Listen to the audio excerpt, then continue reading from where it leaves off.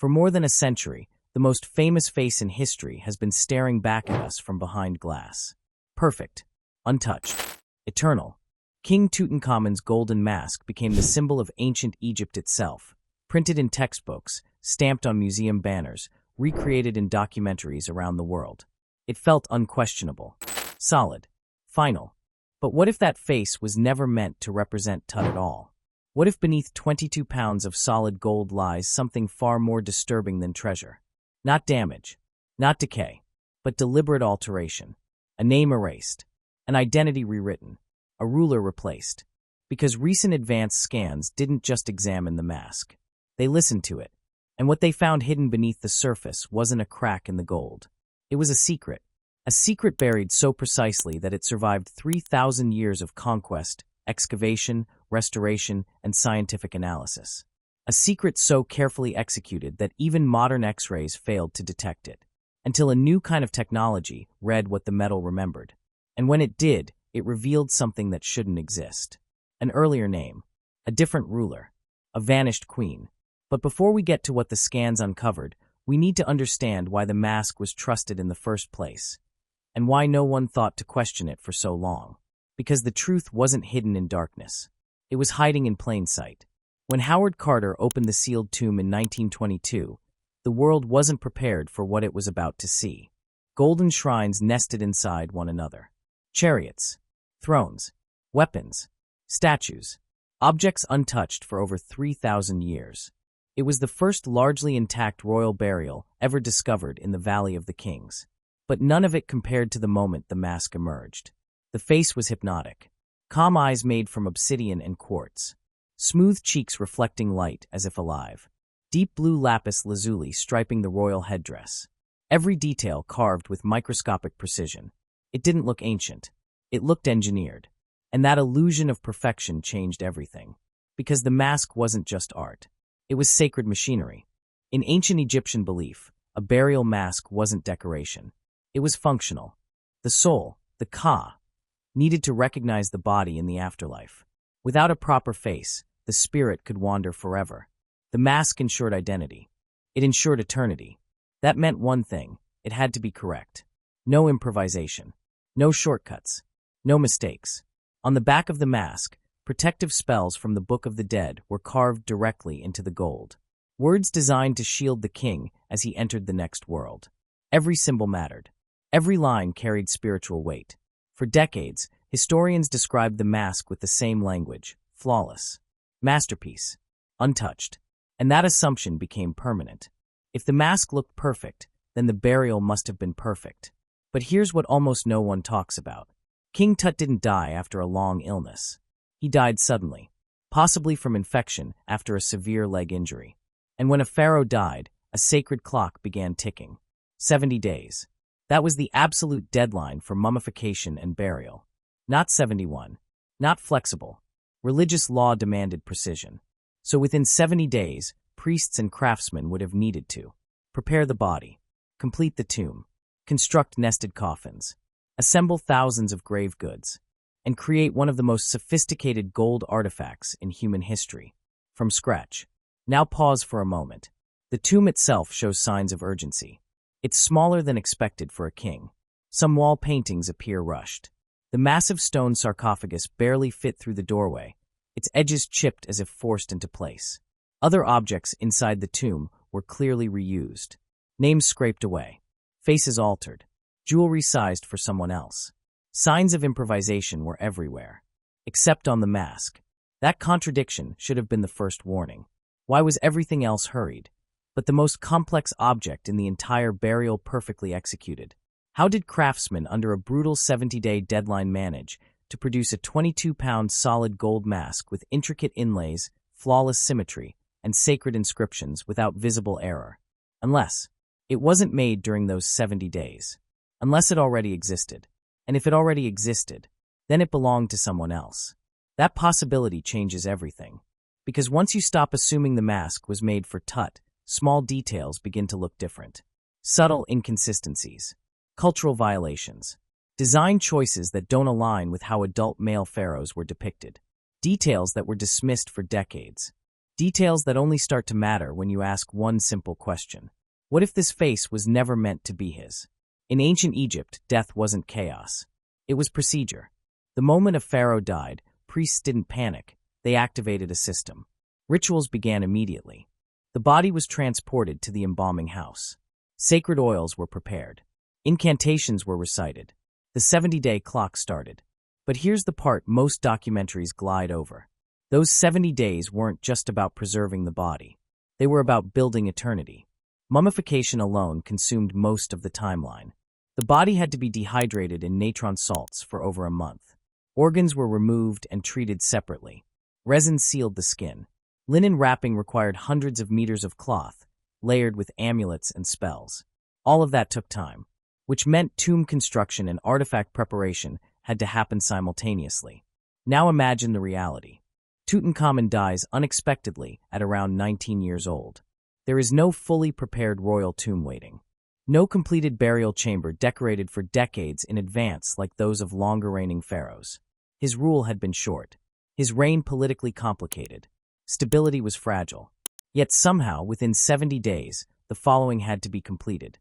A carved limestone tomb, multiple nested coffins, a quartzite sarcophagus, shrines, chariots, weapons, furniture, statues, thousands of ritual objects, and the most intricate gold mask ever discovered. That's not just ambitious. It borders on impossible. When archaeologists studied the tomb more carefully, cracks in the official story began appearing. The burial chamber is unusually small for a king. Some wall paintings look stylistically rushed, as if executed quickly rather than carefully layered over years. The sarcophagus was slightly too large for the chamber, its corners chipped, suggesting workers forced it inside after construction. Even more telling, several artifacts inside the tomb clearly show signs of prior ownership. Names chiseled away and replaced. Pronouns altered from feminine to masculine. Statues that don't resemble Tut's facial structure. Jewelry shaped for a different body frame. This wasn't speculation. It was visible. The burial had been assembled under pressure. So here's the contradiction. If priests were scrambling to finish coffins, reworking statues, and repurposing grave goods just to meet the deadline, how did they calmly craft a flawless, perfectly proportioned, 22-pound gold mask from scratch? Gold working at that level wasn't quick. It required mining, refining, hammering sheets to exact thickness, inlaying lapis lazuli and colored glass, engraving hieroglyphs, polishing every surface to reflective brilliance. One miscalculation could ruin weeks of labor. Under normal conditions, that kind of object could take months, even years. Under a 70-day crisis? It doesn't add up. And this is where the theory shifts from curious to uncomfortable. Because if the mask wasn't made during those 70 days, then it must have been made before. Which raises an even bigger question. Why would a teenage king, whose reign lasted only about 9 years, already have a completed burial mask of that magnitude prepared in advance? That kind of preparation was usually reserved for rulers with long, stable reigns. Pharaohs who had time to commission elaborate tombs and funerary equipment decades before their deaths. Tut didn't have that luxury. But someone else did. Someone who ruled before him. Someone powerful. Someone whose legacy was complicated. And suddenly, the timeline starts aligning in a way that feels less like coincidence and more like substitution. Because if a royal mask already existed, if it was fully completed, if it matched the sacred standards required for burial, then in a moment of crisis, with 70 days ticking down, it would have been easier to alter it than to create one from nothing. And that possibility forces us to look at the mask again, not as a masterpiece created under pressure, but as an object with a past that predates Tutankhamun. And once you look closely enough, the mask itself begins revealing subtle clues that it was never designed for an adult male pharaoh in the first place. Clues that were visible all along. Clues hiding right beside the king's face. Once you accept that the timeline doesn't make sense, you stop admiring the mask, and you start interrogating it. And that's when the small things become impossible to ignore. The first clue is sitting on either side of the face. The ears. They're pierced. That might not sound dramatic today. But in the rigid world of ancient Egyptian royal iconography, that detail is explosive. Adult male pharaohs were not depicted with pierced ears on sacred burial equipment. Children sometimes were. Women were. But a fully crowned king, presented for eternity? No. Royal imagery followed strict theological rules. The afterlife wasn't a place for experimentation. A king's burial representation had to reflect perfected authority, timeless, divine, unchanging. Pierced ears violated that formula. Yet there they are, cleanly formed, deliberate, functional. Some scholars once suggested Tut's youth might explain it. After all, he died young. But that argument collapses under scrutiny. By the time of burial, he was depicted as a ruling king, not a child prince. His divine status overrode youthful fashion. So why would the most important object in his burial depict him in a way no other adult pharaoh was shown? Unless the ears weren't designed for him. Look closer, and it gets stranger. The ear lobes are not perfectly symmetrical. One appears slightly thicker than the other. The piercing holes don't align identically. That's unusual for an artifact crafted with such mathematical precision elsewhere. The mask's symmetry overall is stunning. The eyes are balanced. The headdress stripes align perfectly. The proportions are deliberate. But the ears? They feel adjusted, as if something was altered. Then there's the face itself. When compared to statues confirmed to represent Tutankhamun, subtle differences appear. The jawline on the mask is softer. The cheekbones slightly fuller. The lips shaped with a delicate curvature more commonly seen in depictions of royal women from the same period. This isn't modern reinterpretation. It's stylistic comparison. Ancient Egyptian art followed patterns. Male rulers were idealized in specific ways. Female rulers were depicted differently, even when stylized. The mask's facial features lean disturbingly toward the latter. And then there's the gold. Under certain lighting, researchers noticed a faint color variation between the face and the rest of the mask. The Neem's headdress reflects a slightly cooler tone. The face carries a warmer, reddish tint. Gold from the same batch, worked at the same time, should age consistently. Variations suggest differences in heating or hammering history, subtle but real. That detail alone doesn't prove replacement. But combine it with the pierced ears. Combine it with the rushed burial. Combine it with the reused artifacts in the tomb. And suddenly the mask stops looking singular. It starts looking composite, as if the face and headdress didn't share the exact same origin, as if the identity attached to it changed. And once that thought enters the frame, a name begins surfacing in scholarly whispers. A ruler who ruled before Tut. A ruler powerful enough to commission a mask of this quality. A ruler whose burial equipment would have been fully prepared. A ruler who disappeared from history with unnatural precision. Nefertiti, not just queen, possibly pharaoh. After the death of her husband Akhenaten, she may have ruled Egypt under a new royal name. Then abruptly her record fades. Her tomb has never been definitively identified. Her mummy has never been confirmed. It's as if someone carefully removed her from the narrative. Now consider the timeline again. If Nefertiti died before Tut, if her burial mask had already been crafted, if Tut died unexpectedly, if priests had 70 days and no mask prepared, the solution becomes obvious. Reuse the mask, alter the name, modify the ears, adjust the face if necessary, meet the deadline, preserve cosmic order, and bury the truth with the king. For decades, this theory remained speculation because no one could test it without damaging the mask. Until something completely unexpected happened. Something careless. Something human. And that accident forced the mask under technology it had never faced before. For decades, the theory remained exactly that, a theory.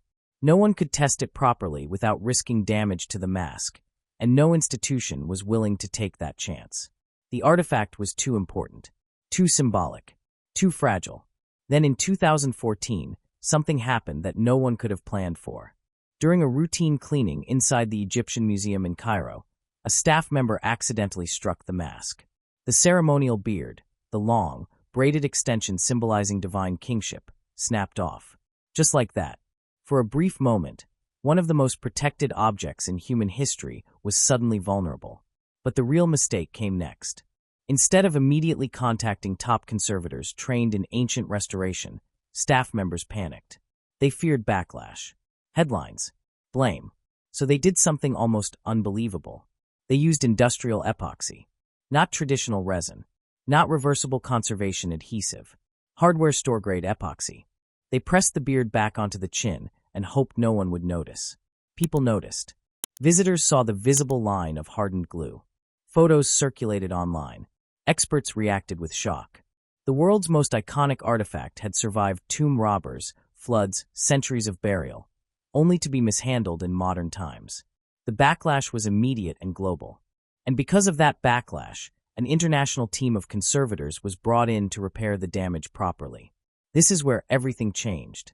Before removing the epoxy and restoring the beard, specialists insisted on conducting a full diagnostic scan of the mask to assess structural impact. That meant advanced X-ray fluorescence analysis and internal imaging. For the first time in modern history, the mask wasn't just being admired. It was being scrutinized, millimeter by millimeter. The goal wasn't to uncover secrets. It was to ensure safe restoration. But when you look closely enough at something long assumed perfect, you start noticing things. The initial scans appeared reassuring. The gold composition across major sections seemed consistent. No obvious cracks or visible solder seams appeared on the surface. The hieroglyph spelling Tutankhamun's name showed no clear signs of being carved over. Officially, this strengthened the argument that the mask was original. The beard was reattached properly using beeswax, similar to ancient methods. The mask returned to display. The headlines faded. But behind the scenes, something lingered. Because while the scans didn't reveal visible seams, they also couldn't answer deeper questions. X-rays show density differences. They reveal structural gaps. They detect obvious repairs. But they cannot read the microscopic memory of metal. They cannot tell whether gold was reheated centuries later. They cannot detect atomic rearrangements caused by hammering over erased inscriptions. They cannot see plugs crafted from identical alloy. In other words, they can tell you what the mask looks like now, but not what it used to be. And that limitation kept the doubt alive. A small group of materials scientists argued that if ancient craftsmen had wanted to hide alterations, they were more than capable of doing so. Egyptian goldsmiths were masters. They understood heating, annealing, hammering, and alloy control at astonishing levels. If they replaced a face, they wouldn't leave an obvious seam. If they erased a name, they wouldn't leave deep scars. If they plugged pierced ears, they'd use gold drawn from the same batch. The mask wouldn't betray itself easily. To uncover something that precise, scientists would need technology that didn't just scan surfaces. They would need something that could read atomic behavior itself. And by the mid-2020s, that technology finally existed. When it was aimed at the mask, no one expected what it would reveal. By the time the next round of testing was proposed, the theory about the mask had already spent decades hovering at the edge of credibility. Some scholars believed it. Many dismissed it. Most avoided it. Because without proof, it was just an uncomfortable idea. But technology evolves faster than tradition.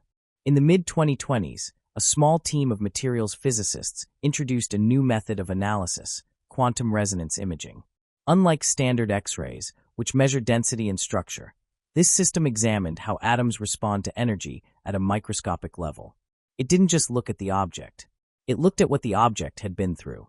When gold is heated, hammered, stretched, or compressed, its atomic lattice changes. These changes are invisible to the eye, invisible even to traditional imaging. But they are not erased. They remain locked into the material's internal structure like a physical memory.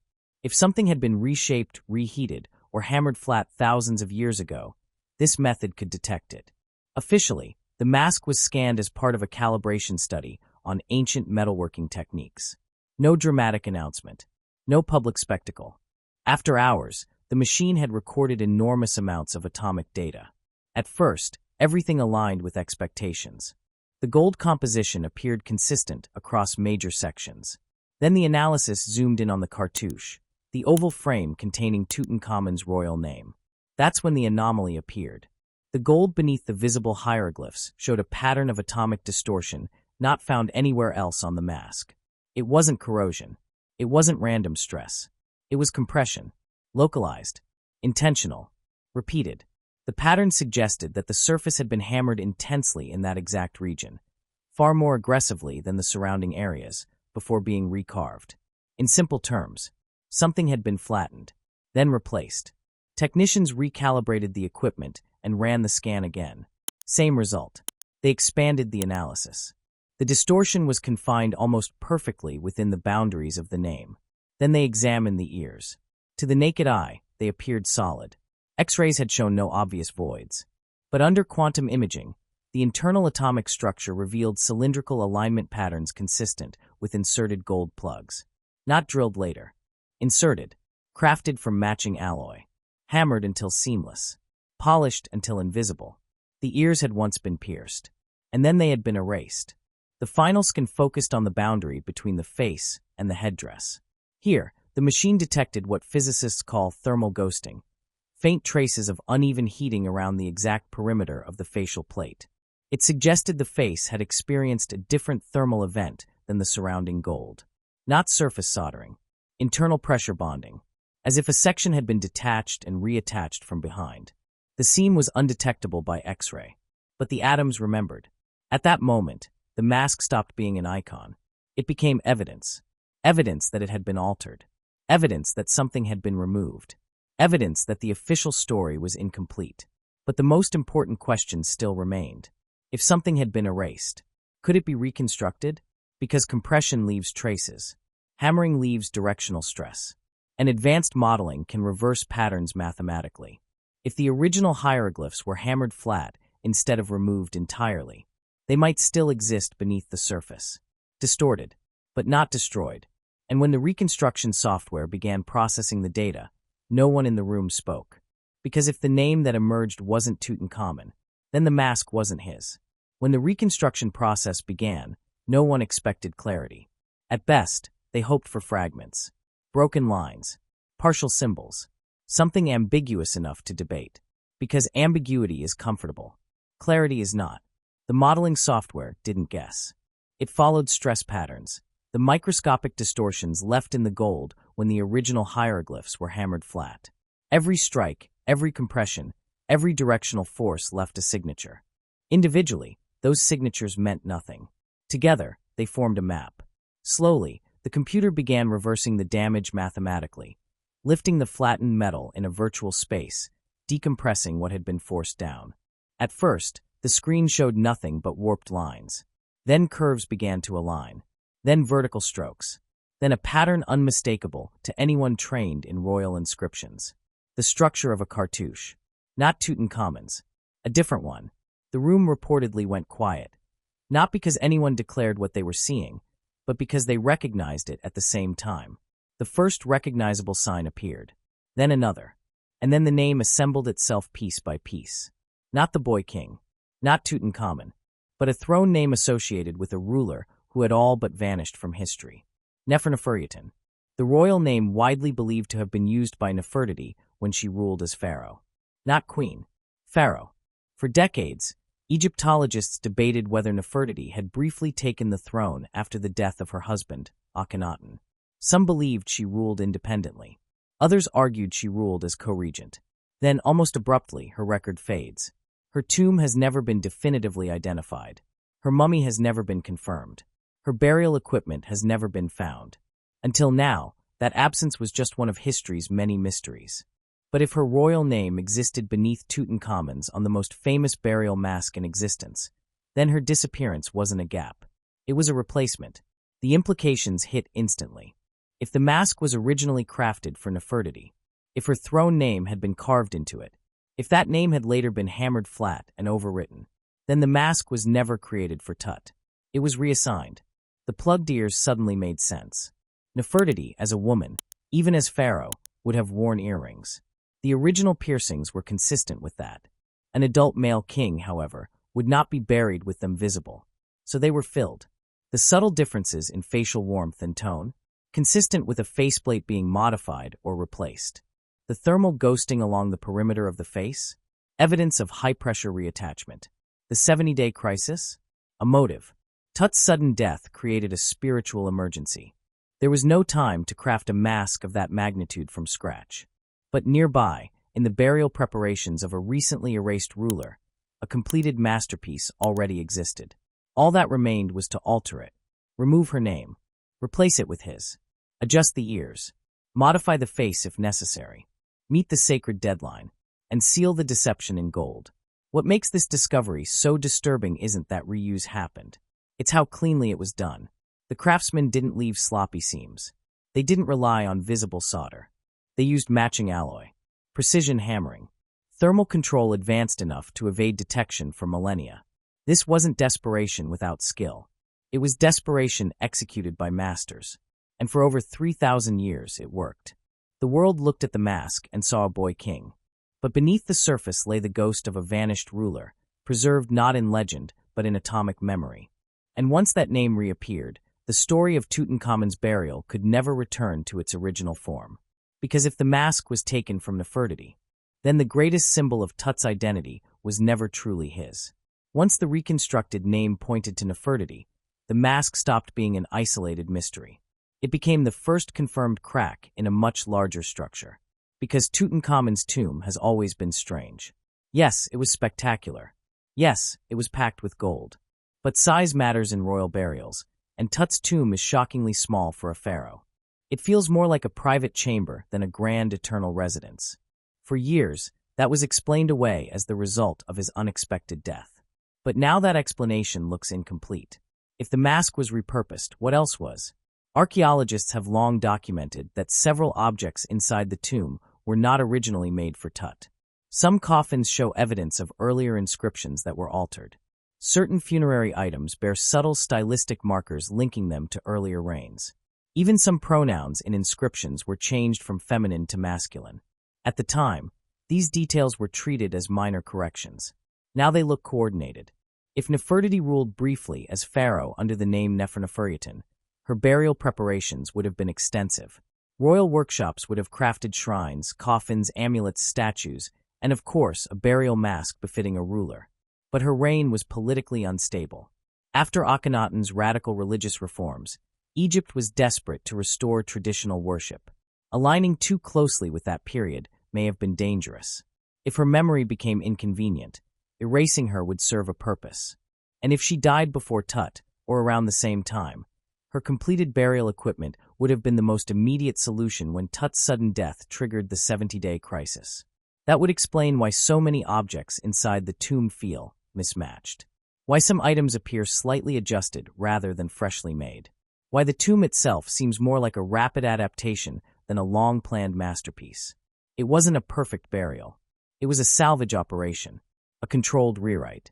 And here's where the political dimension becomes unavoidable. Tutankhamun's successor, a high-ranking official named I, eventually became pharaoh. I had every incentive to stabilize the kingdom quickly. A rushed, incomplete burial could signal weakness, even divine disfavor. A flawless mask, however, projected authority. If the public saw perfection, they wouldn't question the timeline. And so the solution wasn't to delay. It was to repurpose. Alter the most important object. Meet the sacred deadline. Preserve cosmic order. Maintain political continuity. The priests fulfilled religious law. The new regime avoided instability. The narrative held. For 3,000 years. But the mask's atomic structure doesn't care about politics. It doesn't care about legacy. It only records pressure, heat, compression, and alteration. And that record suggests something undeniable. Tut's burial was not entirely his own, which leads to the question no museum plaque currently answers. If Nefertiti's mask was taken, what happened to her? Was she buried without proper regalia? Was her tomb dismantled? Or is her true burial still hidden, waiting to be discovered behind sealed walls in the Valley of the Kings? Some researchers have even speculated that undiscovered chambers may still exist near Tut's tomb. That possibility, once dismissed, now feels more plausible. Because if her burial equipment was stripped and reused, her resting place may have been concealed deliberately. Not destroyed, hidden. And if that's true, then the mask is not just evidence of reuse. It's evidence of removal. Removal of identity. Removal of memory. Removal of a ruler powerful enough to vanish from history almost completely. Yet despite everything done to erase her, one thing survived. The memory of gold. And that brings us to the final realization, the part that makes this discovery larger than Egypt, larger than Tut, larger than Nefertiti. Because if atomic-level imaging can reveal something like this, what else is waiting to be uncovered? There's something unsettling about realizing that the most famous artifact in ancient history may be a substitution. Not a forgery, not a fake, but a replacement executed so flawlessly that it became truth. For more than a century, King Tut's mask shaped how the modern world imagines ancient Egypt. It defined museum exhibitions. It fueled documentaries. It turned a relatively minor teenage king into the most recognizable pharaoh on Earth. But if the mask was originally crafted for Nefertiti, then Tut's global fame rests on something borrowed. And that changes the emotional weight of the object. Because the mask stops being a symbol of youthful royalty. It becomes evidence of crisis management. It becomes proof that even in one of the most ritual-bound civilizations in history, survival came before purity. The priests weren't thinking about future archaeologists. They were thinking about cosmic balance, about completing sacred rites before the 70-day deadline expired, about avoiding spiritual catastrophe. So they chose precision over delay. They chose adaptation over chaos. And they trusted their craftsmanship to hide the truth. For 3,000 years, it worked. The gold held its silence. The seams remained invisible. The erased names stayed buried. Until modern technology learned how to listen. That may be the most remarkable part of this story. Not that the mask was altered, but that it preserved the evidence anyway. The ancient craftsmen believed they had sealed the secret forever. They flattened the hieroglyphs. They matched the alloy. They polished the surface until no scar remained. But atoms don't forget. Heat leaves signatures. Pressure leaves patterns. Hammering leaves direction. And eventually, someone builds a machine capable of reading those traces. That realization doesn't just change the story of Tutankhamun. It changes how we think about history itself. Because if the most studied object in Egyptology could hide a rewritten identity, then certainty becomes fragile. How many other artifacts are sitting in museums right now, assumed to be understood, but never examined deeply enough? How many erased names lie beneath polished surfaces? How many rulers were replaced, overwritten, or removed, not through destruction, but through substitution? The mask forces us to confront a difficult truth. History isn't always lost. Sometimes it's edited, layered, compressed beneath the version that survived. And if Nefertiti's name truly lies beneath Tut's, then she wasn't erased completely. She was hidden in the most visible place imaginable, on the face of a king. The next time you see the golden mask of Tutankhamun, remember this. You may not be looking at the boy king at all. You may be looking at the ghost of a ruler who refused to disappear. And if this secret survived 3,000 years inside solid gold, imagine what else is still waiting to be uncovered. If you want more discoveries that challenge what we think we know about history, make sure you subscribe now. Because the past isn't silent, it's layered. And we're only just beginning to peel it back.